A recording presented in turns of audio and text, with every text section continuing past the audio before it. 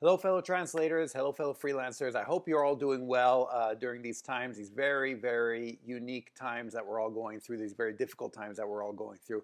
And so I kind of wanted to address a little bit about that because, well, anytime that there's, a downturn or, a changes in circumstances, then then new things come up and we need to deal with them. And this time is no exception. And unfortunately, we're getting a lot of messages, it seems like, that we usually get during downturns and stuff like that. But, each downturn is different. And this is different from everything that's happened before. So anyway, I want to talk to you a little bit about the messages that we're going to get. Later on, I'll probably do another video where I talk about where I think all of this is going to go with the virus and with everything, and over the long term, what's going to happen in terms of the translation industry. Or I might be completely 100% wrong. But for now, I just want to talk about some stuff because I've received these requests, and I assume you're receiving similar ones or the same ones. I've received requests to lower my rates because everyone's going through difficult times. And so is there any way that the rates can be lowered? And I've received requests to do stuff for free, because basically a message saying, oh, a lot of people, need help now because it's such a difficult time. Do you think you could provide translations for free to help them out? And so I want to address both of these in case you get them in your inbox or in your email and you have to deal with them. Because a lot of you, this is all uncharted territory for everyone. It's all new territory. So at least I wanted to share the way I see it and how I've been going about it. So first of all, let's address the lower rates. The lower rates, I've received this before, back, the past downturn in 2008, and I'm sure it's happened before in the past, but that's all I remember. And my standard response is always no.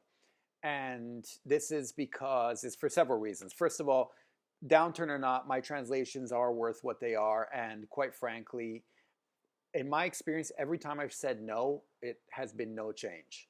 I'll hear that from someone, from a client that I never hear from, and I'll say no, and then I'll never hear from them again. Or I'll have a regular client, they say, can you lower your rates? I'll say no, and I'll still get jobs from them. So in my experience, it's something they want to try out because why not? But you're not beholden to it. But it's more than that. The thing is, if you lower your rates now, first of all, it's easy to lower your rates. It'll be very hard to raise them up. And try that, in a couple months, if things get better, if and when things get better, hopefully soon, when you try to raise the rates again, you'll say, okay, I'd like to raise the rates. And I'm sure you'll get a reply, something like, oh, well, things are still a bit iffy for us. Give us another month because we're still building up. Call them another month later, say, oh, we've already done the accounting for this month, wait until next, and they'll always find another excuse to keep doing it. Notice when it came to lower the rates, they could do it like that. But when you want to raise the rates back to what they were, it'll be really complicated, and you're going to have to do it. They're never going to say, okay, now we're ready to raise your rates again back to what they were. So my advice is to try to resist that. Now, obviously, this is going to be a judgment call. If you have, say, many different clients that you can get jobs from, then yeah, I would. If one client contacts you, you say, nope, sorry, don't want to deal with that. And then because you can take that risk. But if you have one main client, well, first of all, if you have only one main client, then this could be a good opportunity to try to change that strategy because as freelance translators, a good thing is that we can have many clients and kind of diversify that risk and not have to be beholden to just one client. And that's in general, no matter what's going on. But say you have one main client or two main clients and one of them contacts you and wants you to lower the rates and you don't want to risk losing that client, so what should you do? Well, there are various ways around it. I still think you should try to resist and or write something and say, yes, times are difficult for everyone involved, me included. At this point in time, I'm not lowering my rates. If and when that happens, I'll be happy to let you know. And leave it at that and see what happens. Or if you do want to lower the rates, if you are willing to lower your rates, then the way I would do it would be to say, yes, times are very difficult for everyone, me included. But because times are difficult, I'm willing to meet you halfway, meet my clients halfway. You're not doing it specifically for them, but you say, this is my general policy. I'm willing to meet my clients halfway, so I will be lowering my rates for the next month. After 1 month, if you don't hear from me again, the rates will go back to where they were. Otherwise, you'll hear back, or 2 months, or whatever it is, and just say, for the next month or 2 months, my rates will be this. After April 1st or whatever it is, they're going to go, or May 1st, June, whatever it is, they're going to go back up to this.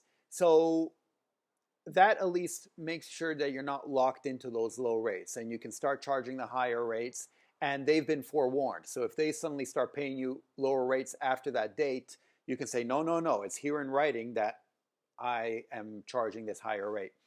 That at least gives you some leverage. And so I think that's a good way to get around that. So hopefully that'll help out. Oh, yeah, and then the second thing is that you might be contacted, and I've been contacted for people saying, oh, we need a lot of help, and so if you could provide translations for free, it would really be helpful, because all these people need these translations.